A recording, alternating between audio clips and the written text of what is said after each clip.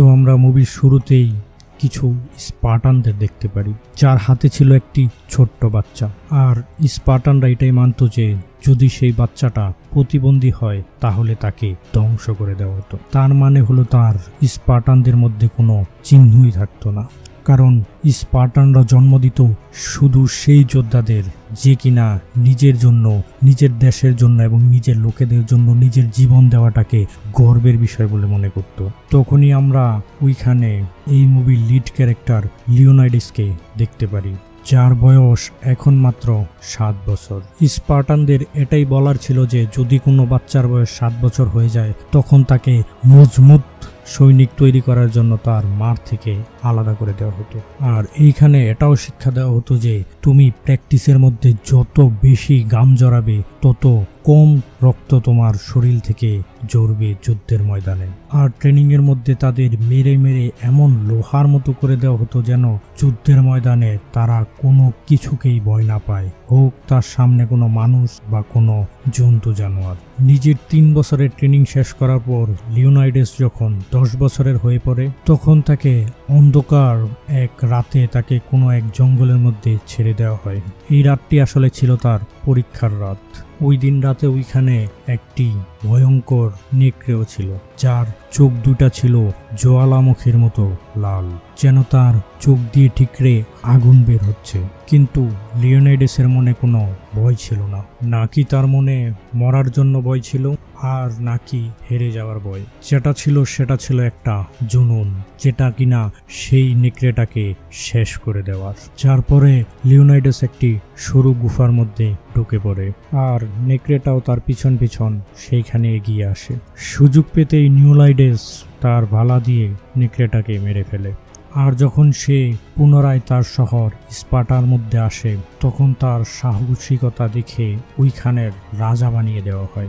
দিন দিন সময় পেরোতে থাকে আর এই সময় দেখতে দেখতে লিওনাইডাসেরও বিয়ে হয়ে যায় এবং তার ছেলেরও বয়স 7 বছর হয়ে যায়। কিন্তু তখনই লিওনাইডাসের সেনাপতি থেরন তাকে এসে বলে যে ফারিস্কা এক দূত আপনার সাথে কথা বলার জন্য এইখানে এসেছে। লিওনাইডাস তখন সেই দূতের কাছে যায় তার সাথে কথা বলার জন্য, আর তাকে জিজ্ঞাসা করে যে তুমি ফারাস থেকে এত দূরে স্পার্টার মধ্যে কেন এসেছো, আর বলার আগে এটাও মাথায় রাখবে তোমার কথার জন্য শুধু তুমিই দায়ী থাকবে, তাই কথা যেটাই বলো না কেন ভেবে চিনতে বলবে। তখন সেই দূত মাত্র 2টি শব্দ বলে, একটি হলো জমিন আর দ্বিতীয়টি হলো পানি। এইটা শোনার পরে লিওনাইডাসের ওয়াইফ তার উপর অনেক বেশি রেগে যায়। তখন দূত বলে আমাদের পুরুষদের মধ্যে একজন নারী কিভাবে কথা বলে। এটার পরে লিওনাইডাস তাকে সাইডে নিয়ে যায় এবং বলে যে তুমি যে গোস্তাকিটা করেছো তার জন্য তোমার মৃত্যুদণ্ডও হতে পারে। তখন সেই দূত বলে যে আমি ফারসের রাজা জাক্সিসের পক্ষ থেকে এসেছি, যার কাছে লাখো লাখো সৈন্য রয়েছে, যারা কিনা যদি তোমার উপর তীর নিক্ষেপ করে তাহলে পুরো আকাশ তীরে কালো হয়ে যাবে। লিওনাইডাস, তাই আমি তোমাকে বাবার জন্য সময় দিচ্ছি, তোমার এই জমিন আর পানি আমাদের দিয়ে দাও আর রাজা জাক্সিসের সামনে নিজের মাথা নোয়াও, যার বদলে মেহেরবান জাক্সিস তোমার এই স্পাটাকে আরো বেশি উন্নতি করে দেবে। কিন্তু এইসব কথা শোনার পরেই লিওনাইডাসের মাথায় রক্ত উঠে যায় আর তখনই সে ওইখানে সেই দূতকে লাথি মেরে একটি গভীর কুয়োর মধ্যে ফেলে দেয়। কারণ ও যেই ভুলগুলো করেছিল তার মধ্যে একটি ছিল যে সে বিভিন্ন রাজার মাথা এনে তাকে দেখিয়ে ভয় দেখাতে চেয়েছিল এবং সে আরেকটা ভুলও করেছিল, সে তার রানীর সাথে খারাপ ব্যবহার করেছিল। আর এখন একটি যুদ্ধ শুরু হয়ে গিয়েছিল লিওনাইডাস আর জাক্সিসের মধ্যে। কিন্তু স্পার্টার মধ্যে একটি রুল ছিল, কোনো যুদ্ধেই পূজারীদের অনুমতি ছাড়া যাওয়া যেত না। তাই সে তার সংস্কৃতিকে সম্মান জানিয়ে লিওনাইডাস তাদের পূজারীদের মন্দিরে যায়, যেখানে পূজারীরা ছিল সবই বুড়ো এবং দেখতেও অনেকটা ঘৃণা। ওইখানে গিয়ে লিওনাইডাস তাদেরকে তার নিজের সব প্ল্যান বলে, যে সে কিভাবে যুদ্ধ করে জাক্সিসকে হারাতে পারে। সে আরো বলে যে এই যুদ্ধের মাধ্যমে সে জাক্সিসের সকল সৈন্যদের মেরে দেবে এবং তার যেটা দরকার সেটা হলো পূজারীদের আশীর্বাদের। তখন সেই পূজারীরা বলে যে তোমাকে হেল্প করার বিনিময়ে আমাদের কি মিলবে, আমাদের বকশিস কোথায়? তখন লিওনাইডাস তাদেরকে অনেক বেশি সোনা দেয় এবং তাদের চাহিদা মতো কুমারী মেয়েও এনে দেয়। আসলে তারা কুমারী মেয়েদের ব্যবহার করত যেন তারা তাদের গডের সাথে কমিউনিকেশন করতে পারে, আর তারপরে সেই মেয়েগুলোকে তারা নিজেদের দাসী বানিয়ে রাখে। আর এই যুদ্ধে জেতার জন্য লিওনাইডাস এই কাজটাও করে, সে ওইখানে একটি কুমারী মেয়েকে এনে দেয়, আর তখন ওই মেয়েটার সৌন্দর্যই তার জন্য একটা অভিশাপ ডেকে নিয়ে আসে, কেননা সে এই মেয়েটিকে দাসী বানিয়ে রাখবে। তখন লিওনাইডাস সেই পূজারীদের জিজ্ঞাসা করে যে এই যুদ্ধে যাওয়ার অনুমতি আছে কিনা। তখন সেই পূজারীরা ডিরেক্ট বলে দেয় এখন এই যুদ্ধে যাওয়ার অনুমতি তাদের অরিকেল তাদের দেয়নি, সুতরাং সে এই সময় যুদ্ধে যেতে পারবে না। কিন্তু এই কথা শোনার পরে লিওনাইডাস অনেক বেশি রেগে যায়, কারণ লিওনাইডাসের জন্য তার জমিন, পানি এবং তার নিজের প্রজারাই ছিল সবকিছু, তার জন্য সে সকল কিছুর মোকাবেলা করতে রাজি আছে। কিন্তু লিওনাইডাস এইসব পাগল পূজারীদের কথায় তার নিজের রাজ্যের কোনো ক্ষতি হতে দিতে চায় না, তাই সে রেগে ওইখান থেকে চলে যায়। তখন লিওনাইডাস বাড়ি ফিরে তার বাছাই করা 300 জন সেরা যোদ্ধাদের নিয়ে লাখ লাখ সৈন্যের বিপক্ষে যুদ্ধ করার জন্য বেরিয়ে পড়ে। তখনই রাস্তার মধ্যে সংসদের মহাজনরা আসে এবং তারা বলে যে লিওনাইডাস তুমি যুদ্ধে যেতে পারবে না, কারণ ঈশ্বরের তাতে মত নেই। লিওনাইডাস তখন তাকে বলে যে আমি কিসের যুদ্ধে যাব, যেহেতু ঈশ্বর আমাকে অনুমতি দেয়নি, তাই তো আমি আমার নিজের 300 বডিগার্ড নিয়ে একটু ঘুরতে যাচ্ছি। আসলে এখানে মন্ত্রীদের একজন, যার নাম হচ্ছে থেরন, সে আসলে জাক্সিসের পক্ষ থেকে আসে, আর এটা অরিচাল ছিল যেন লিওনাইডাস পুরো সৈন্য নিয়ে যুদ্ধ করতে যেতে না পারে, কারণ ও প্রথম থেকেই জাক্সিসের সাথে হাত মিলিয়েছিল। আর সে সেই পূজারীগুলোকেও টাকার বিনিময়ে কিনে নেয় এবং তাদের নতুন নতুন কুমারী মেয়ে দেওয়ার লোভ দেখায়। কিন্তু এত কিছু লিওনাইডাসের জিদের আগে কিভাবে রুখে দাঁড়াবে? লিওনাইডাস ঠিকই যুদ্ধের জন্য রওনা হয়ে পড়ে তার মাত্র 300 বেহতারিন সৈন্যদের নিয়ে। ওইখানে তার রানী আর তার ছেলেও তাকে বিদায় জানানোর জন্য আসে। আর যাওয়ার সময় লিওনাইডাস তার রানীকে শুধু এটাই বলে যে যাওয়ার পরে তার লোকেদের যেন সে খেয়াল রাখে। কিন্তু রানী তার যাওয়ার সময় তাকে ডেকে তার গলা থেকে একটি হার খুলে তাকে পরিয়ে দেয় আর বলে যে জিতেই ফিরবে, কারণ তার পুরো বিশ্বাস ছিল যে লিওনাইডাস জাক্সিসকে হারিয়ে তারপরেই সে তার প্রজাদের কাছে এবং তার রানীর কাছে ফিরে আসবে। এই থেকে শুরু হয়ে যায় লিওনাইডাসের ও তার 300 সাথীর নিয়ে এই যুদ্ধ। আর যাওয়ার সময় পথের মধ্যে কিছু আর্কেডিয়াসের সাথে তাদের দেখা হয়, যারা কিনা পরিমাণে ছিল প্রায় 1010, যারা লিওনাইডাসের সৈন্য থেকে অনেক বেশি ছিল। তখন আর্কেডিয়াস লিওনাইডাসকে বলে যে মাত্র কয়েকজন সৈন্য নিয়ে তুমি যাচ্ছ জাক্সিসের সাথে মোকাবেলা করার জন্য, এটা কি আদৌ সম্ভব? তখন লিওনাইডাস সেই আর্কেডিয়ানসদের জিজ্ঞাসা করে যে তোমরা আসলে কে, তোমাদের পরিচয় দাও। তখন তাদের সৈন্যরা তাকে বলে যে কেউ কেউ কৃষক, কেউ কেউ বা লোহার কাজ করে। লিওনাইডাস তখন হেসে তার সৈন্যদের জিজ্ঞেস করে স্পার্টান তোমরা আসলে কে? তখন সব সৈন্য একত্রে চিৎকার করে বলতে থাকে যে তারা হচ্ছে স্পার্টার যোদ্ধা। তখন লিওনাইডাস আর্কেডিয়ানসের দিকে তাকিয়ে মুচকে একটা হাসি দিয়ে বলে যে আমি তোমার থেকে বেশি সৈন্য নিয়ে এসেছি। তখনই তারা লক্ষ্য করে যে দূর থেকে একটি কোবরা লোক তাদের ফলো করছিল। লিওনাইডাসও এই বিষয়টা দেখতে পারে, কিন্তু সে তাকে কিছু বলে না, সে সামনের দিকে এগোতে থাকে। পথে যেতে যেতে তারা একটি রাজ্যের মধ্যে গিয়ে পৌঁছায়, যেখানে গিয়ে দেখে পুরো রাজ্যটা দাউ দাউ করে জ্বলছে। আর তখনই একটি ছোট্ট বাচ্চা দৌড়াতে দৌড়াতে লিওনাইডাসের কোলে এসে শুয়ে পড়ে এবং বলে যে ফার্সিরা তাদের রাজ্যে এসেছিল এবং তারাই রাজ্যের এই অবস্থা করেছে। আর এটা বলার পরে সে বাচ্চাটাও তার কোলে মারা যায়।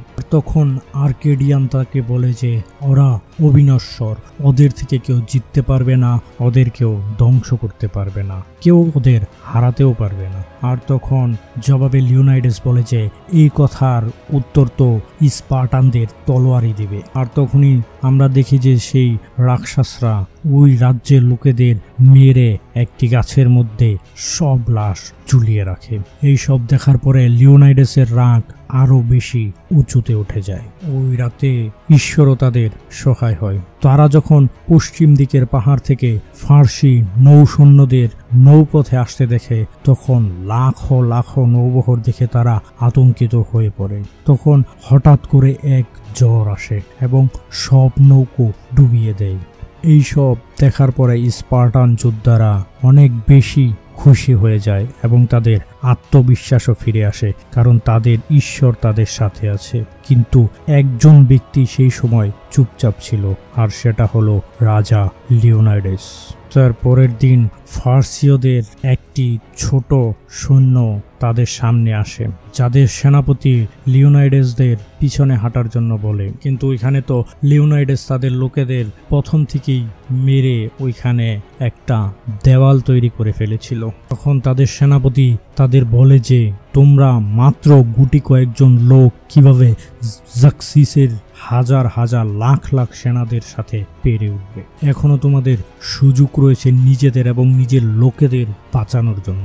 রাজার সামনে মাথা নত করো এবং তোমার বাচ্চা এবং তোমার নারীদেরকে তার গোলাম হওয়া থেকে রক্ষা করো। কিন্তু লিওনাইডাসের তার কথায় এতটাই মাথা গরম হয়ে যায় যে সে তার হাত কেটে দেয়। তারপরই ওইখানে হাজার হাজার ফার্সি একত্রিত হয়ে সেই 300 স্পার্টানদের বিরুদ্ধে লড়াই করতে শুরু করে। তো স্পার্টানও কম কোথায় ছিল, তারা ছিল নরকের দুয়ারের মধ্যে এবং তারা ছিল মাত্র সংখ্যায় 300, কিন্তু তাদের বুক ভরা ছিল সাহস এবং তাদের যুদ্ধ কৌশলের সামনে লাখ লাখ সৈন্য টিকতে পারবে না, কারণ তাদের যুদ্ধ কৌশল ছিল বিরল। আর এইখানে তাদের যুদ্ধ কৌশলই তাদের রহম হয়। তারা হাজার হাজার সেনাদের ওইখানেই মৃত্যুর মুখে ঠেলে দেয় এবং যারা আত্মসমর্পণ করতে চাচ্ছিল তাদের প্রতি রহম না খেয়ে তাদেরকে পাহাড় থেকে সেই অতই গহীনে ফেলে দেয়। আর তখনই জাক্সিসের কাছেও এই খবরটা পৌঁছে যায়। সে জানতে পারে যে তার সামনে এখন কোনো ছোট মোটো যোদ্ধারা নেই, যারা আছে তারা স্পার্টান, তারা আসলে বীর। তখন জাক্সিস লিওনাইডাসের সাথে আলোচনা করার জন্য তার কিছু সৈন্য নিয়ে তার সামনে আসে। আর তখন সে লিওনাইডাসকে বলে যে লিওনাইডাস, আমি হলাম জাক্সিস, ফার্সীয়কা রাজা, আমি হলাম লাখো সৈনিকদের দেবতা, আমার সাথে হাত মেলাও, আমি তোমাকে প্রধান সেনাপতি করে নেব। পুরো ইউনানের মধ্যে সবচেয়ে বড় সৈনিক হবে তুমি থাকবে আমার প্রধান সেনাপতি। আমার সাথে হাত মেলাও এবং আমার সামনে মাথা নত করো। যখন লিওনাইডাস জাক্সিসকে বলে যে তোমার সব কথাই আমার পছন্দ হয়েছে, কিন্তু মাথা নোয়াবার কথাটা আমার একটু পছন্দ হয়নি, আর তোমার সৈন্যদের মারতে মারতেও আমার গাড়ে কিছুটা অহংকার চলে এসেছে, আর আমাকেও মাফ করে দাও জাক্সিস, আমি তোমার এই প্রস্তাবকে মানতে পারলাম না। এইসব কথা শুনে জাক্সিস অনেক বেশি পাগলের মতো হয়ে যায় এবং তার সব থেকে ভয়ঙ্কর সৈন্যদের পাঠিয়ে দেয় স্পার্টানদের বিরুদ্ধে লড়াই করার জন্য, যেখানে মানুষের সাথে সাথে মনস্টাররাও ছিল, যারা কিনা 100 মানুষকে একাই মেরে দিতে পারে। কিন্তু লিওনাইডাসের সামনে কে টিকতে পারে? সে শুধু তার তলোয়ারের এক আঘাতেই সেই মনস্টারদের মাথা কেটে দেয়। সাথে সাথে তারা আরেকটি সুন্দর বিজয় পেয়ে যায়। তখন সন্ধ্যায় তারা যখন বিরতি নিচ্ছিল তখনই সেই লোকটা তাদের সামনে আসে, যার নাম ছিল হেফিয়াল্টিস, যে কিনা তাদেরকে শুরু থেকেই ফলো করছিল। তখন লিওনাইডাস সামনে এসে তাকে জিজ্ঞেস করে যে তুমি এখানে কি করছো? তখন হেফিয়াল্টিস বলে যে আমি একজন স্পার্টান, কিন্তু আমি জন্মের সময় প্রতিবন্ধী হয়ে জন্মাই, এটা কি আমার অপরাধ? স্পার্টানরা আমাকে মারতে চেয়েছিল, কিন্তু আমার মা বাবা সেটা হতে দেয়নি। আমার মা বাবা আমাকে নিয়ে দূরে পালিয়ে যায় এবং আমার বাবা ছিল স্পার্টানদের সৈনিক।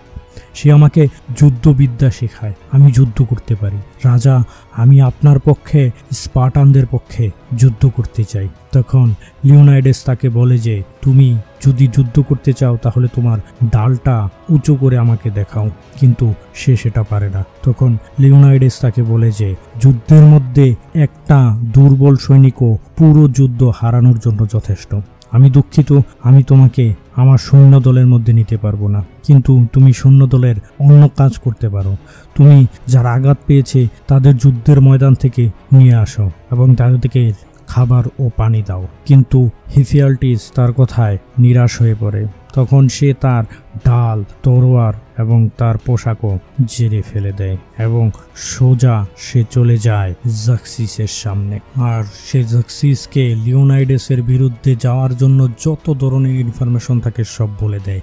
সে তাকে গোপন রাস্তাটাও বলে দেয় যার মাধ্যমে সে লিওনাইডেসকে হারাতে পারে, আর যার বদলে জাক্সিস তাকে নারী, সাথে সম্পদ এবং অনেক অনেক নেশাবস্তু দেয় এবং তাকে পারসদের সৈনিকের মধ্যেও নেয়। এইদিকে জাক্সিস তার লাখ লাখ সৈন্যদের মরতে দেখে এখন সে জাদুবিদ্যার সাহায্য নেয়, কিন্তু লিওনাইডেসের সেই সামান্য কিছু সৈনিকের সামনে তাদের কোনো কিছুতেই হার মানাতে পারে না। তারা সেই সব সৈনিকদের বিরুদ্ধে যুদ্ধ করতে থাকে এবং তারা একের পর এক বিজয় তাদের আয়ত্তে আনতে থাকে এবং দিন দিন তারা অনেক বেশি সাহসী এবং শক্তির সাথে যুদ্ধ করতে থাকে। কিন্তু হঠাৎ একটা ঘটনা ঘটে। যুদ্ধের মধ্যে হঠাৎ করে লিওনাইডেসের সেনাপতির ছেলেকে মেরে দেওয়া হয়, আর তখন সেই সেনাপতি এমনভাবে কান্না করতে থাকে যে তাকে থামানোর জন্য 15 জনের দরকার হয়। কিন্তু সেই সেনাপতি নিজেকে এমনভাবে মোটিভেট করে যে সে তার পরবর্তী যুদ্ধের মধ্যে এমনভাবে যুদ্ধ করতে থাকে যেন সে সরাসরি শয়তানের বিরুদ্ধে লড়াই করছিল। সে সবাইকে জাহান নামের দরজায় পাঠাতে শুরু করে। আর অন্যদিকে লিওনাইডেসের রানী লিওনাইডেসকে সাহায্য পাঠানোর জন্য এবং লিওনাইডেসকে বাঁচানোর জন্য তার মন্ত্রিসভাদের লোকেদের একত্র করতে চায়, কিন্তু সংসদ তার কথায় রাজি হচ্ছিল না। তখন রানী সংসদের মেন হেড থেরন্সের সাথে দেখা করতে যায়, কিন্তু থেরন্সের খারাপ নজর অলরেডি রানীর উপর ছিল। তখন সে রানীকে তার সাথে ইন্টিমেট হওয়ার জন্য প্রস্তাব করে। রানী তাকে একটি থাপ্পড়ও মারে, কিন্তু উপায় না থাকায় রানী তার সাথে ইন্টিমেট হয়। আর থেরন্স তাকে কথা দেয় যে সে লিওনাইডেসের জন্য সুপারিশ করবে সংসদে এবং স্পার্টার সকল সৈন্য তাকে পাঠাবে। এখানে যুদ্ধের ময়দানে আর্কেডিয়ান্স লিওনাইডেসকে এসে বলে যে জাক্সিসে আমাদের সেই গোপন পথটা জেনে গেছে এবং তারা আমাদের চারদিক থেকে ঘিরে ধরছে, আমাদের আর যুদ্ধে টিকে থাকার কোনো সম্ভাবনা নেই। এখন লিওনাইডেস বলে যে আমরা স্পার্টান, আমরা লড়তে জানি, আমরা বীরের মতো মরতে জানি, কিন্তু মাথা নত করতে জানি না। আমরা নিজের জীবন দিয়ে দেব, কিন্তু লড়াই থেকে পিছপা হব না। তখন লিওনাইডেস তার এক খাস সৈন্য ডেলিয়াসকে তার কাছে ডাকে এবং সে বলে যে তুমি রাজ্যে ফিরে যাও এবং আমার রানী এবং আমার লোকদেরকে বলো যে আমরা পিছুপা হাঁটিনি, আমরা কিভাবে বীরত্বের সাথে যুদ্ধ করেছি এবং আমরা আমাদের পানি এবং জমিনের জন্য কিভাবে নিজের জীবন দিতে পারি। আমাদের কাহিনী তুমি সবাইকে শোনাবে এবং সবার কাছে একটাই দাবি রাখবে যে সবাই যেন আমাদের মনে রাখে। তখন সে তাকে বলে যে আপনার রানীর জন্য কোনো বার্তা?